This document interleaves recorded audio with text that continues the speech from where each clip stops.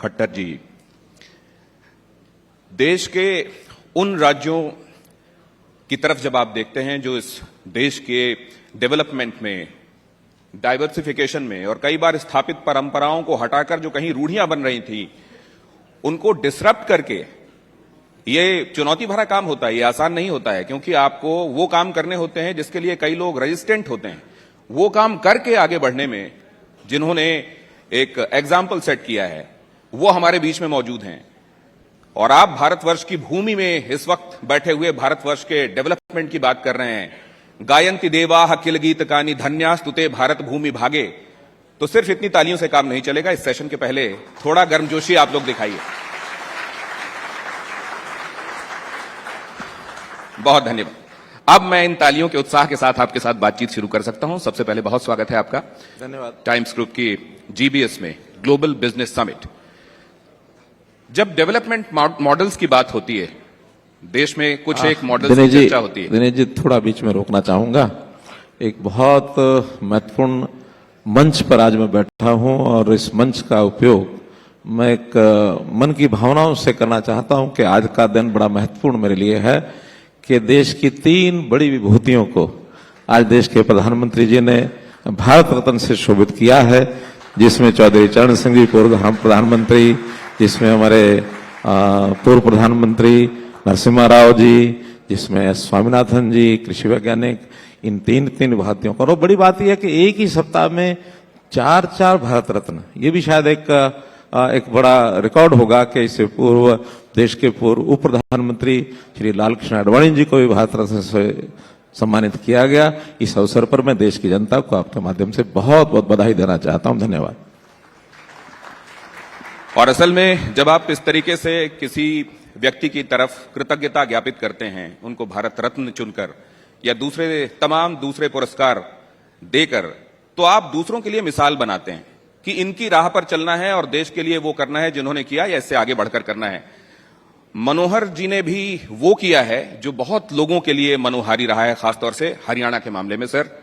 लेकिन जब development model की बात होती है, मैं यहीं से शुरू करना चाह रहा था कि गुजरात मॉडल लोगों की जुबान पर होता है, उत्तर प्रदेश मॉडल की चर्चा होती है, हरियाणा मॉडल को आप कैसा देखते हैं?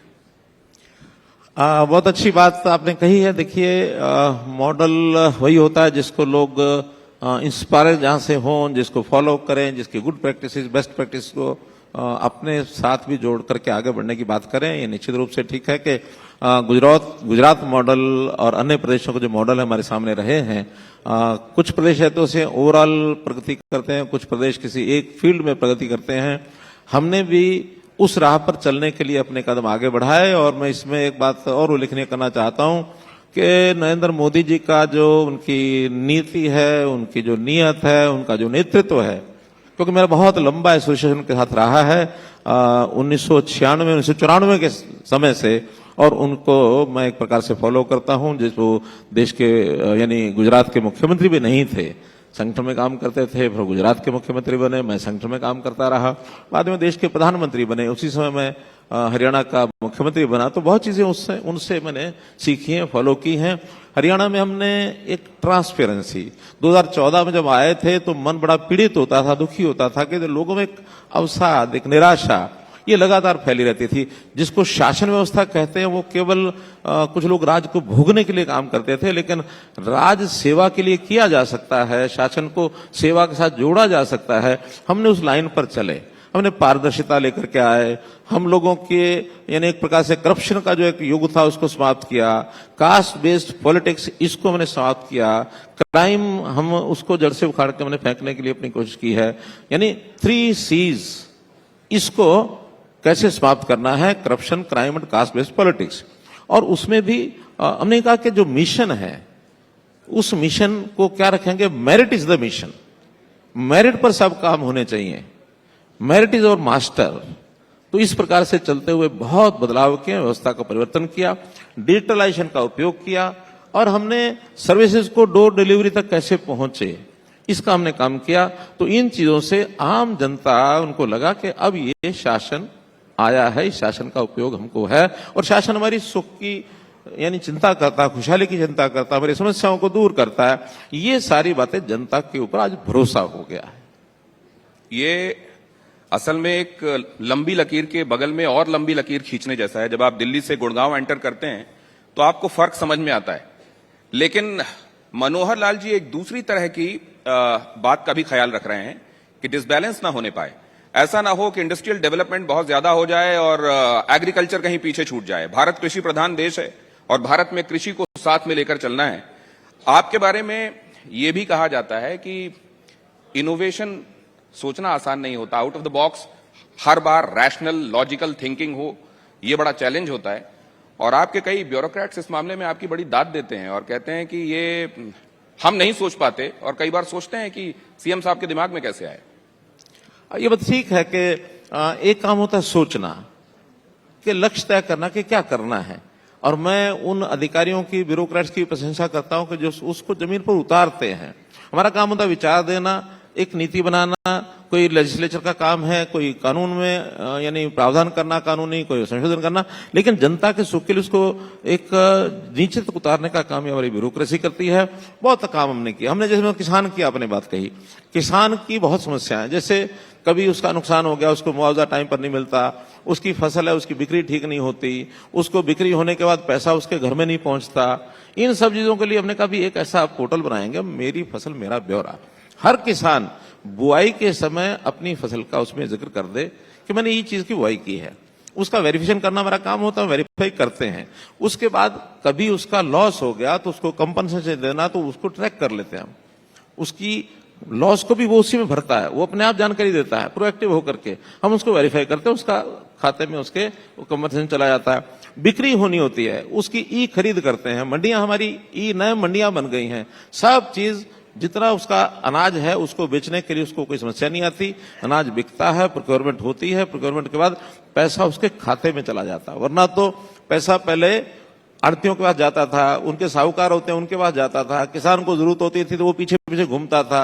मुझे अपनी बेटी की शादी करनी है तो वो कहता था ठीक है तुम मेरे हलवाई के पास चले जाओ, वहां जाकर के उससे ले आओ। कपड़े वाले की दुकान के पास चले जाओ, कपड़ा वहां से ले आओ। टेंट वाले की दुकान पर चला जाओ, टेंट वहां से ले आओ। पेमेंट कौन करता था? पेमेंट आड़ती करता था। लेकिन आज किसान हमारा लखपति करोड़पति हो गया और वो सीधा पैसा अपना खर्च करता है। अब तो उल्टा, कभी कभी साहूकार जाके किसान से मांगता है मुझे पैसे की जरूरत है, जरा मुझे पैसा दे दो।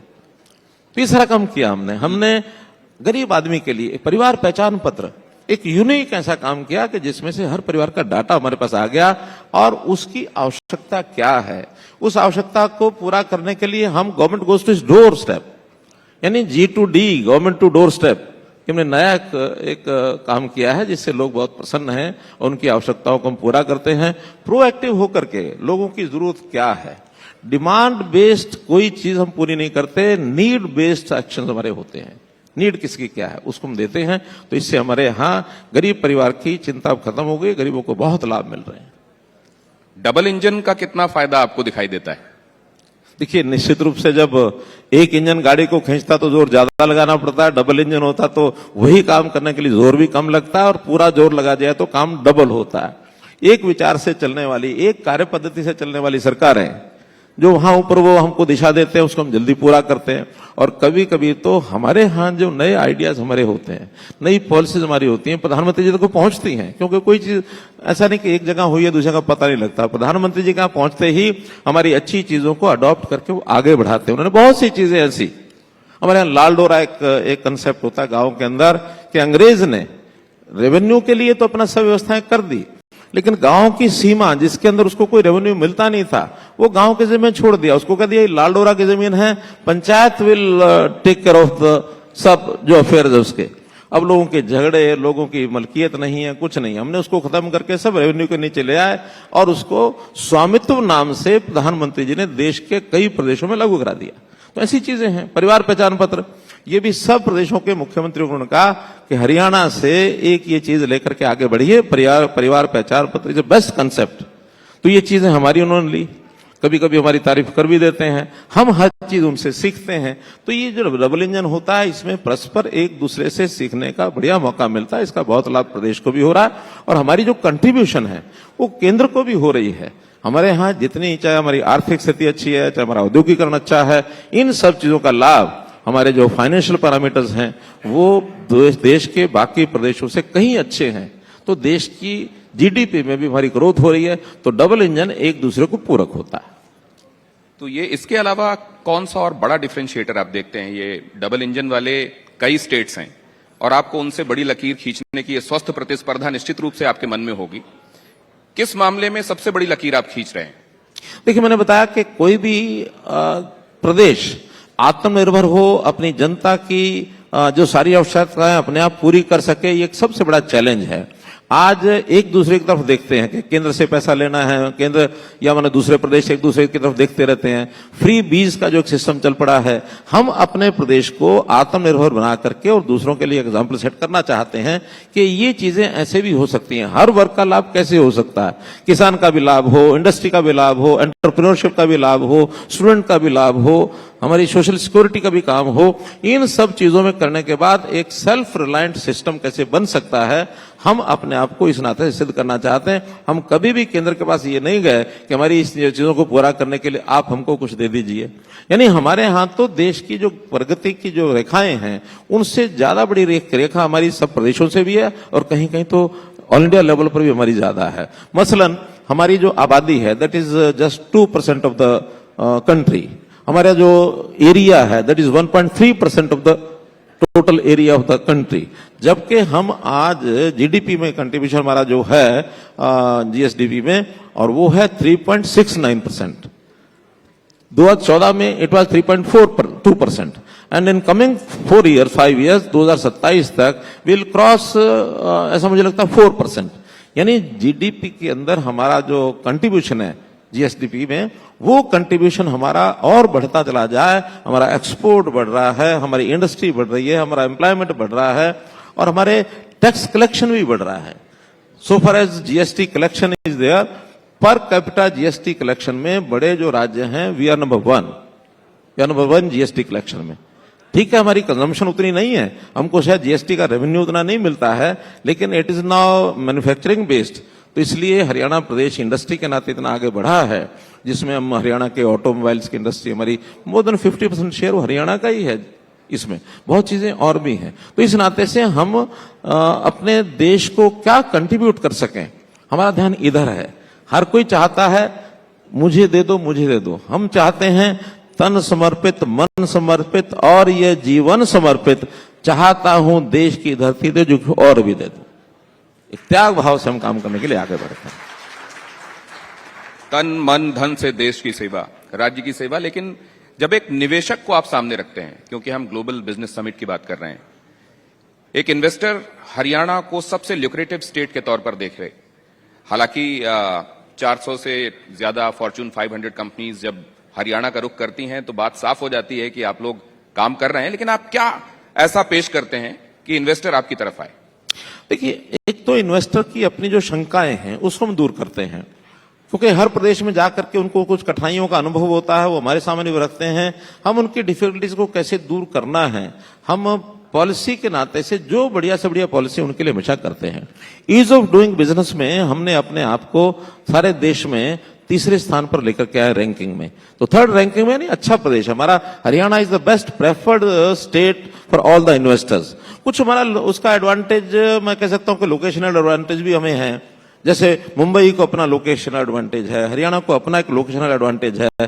तो हम गुरुग्राम है, गुरुग्राम के आसपास अन्य जिले हैं, फरीदाबाद है, पलवल है, झज्जर है, रेवाड़ी है, सोनीपत है, अराउंड यानी एनसीआर एरिया, ये एक प्रेफर्ड डेस्टिनेशन बन चुका है इन्वेस्टर्स के लिए। और खास करके इसमें एमएनसीज, जिसको आप कह रहे हैं कि 500 फॉर्च्यून कंपनीज में से 400 कंपनीज के ऑफिस हमारे यहाँ गुरुग्राम में हैं।